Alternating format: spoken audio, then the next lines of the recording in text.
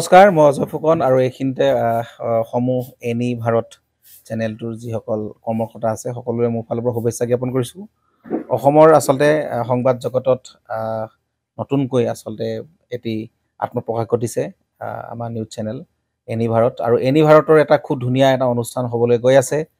সকলোৱে জানে আমাৰ সকলোৰে মৰমৰ হাৰ্টথ্ৰব জুবিন গাৰ্গৰ গানে কি আনে, আচলতে জুবিন দাৰ সেই গীতৰ আধাৰত আমাৰ হিৰুদাই লিখা সেই গীতটি গানে কি আনে, এই গানে কি আনে নামৰ এটি তেওঁলোকে সাংগীতিক ৰিয়েলিটি শ্ব' কৰিবলৈ গৈ আছে আৰু 15 আগষ্টৰ পৰা গোটেই আৰম্ভ হ'ব।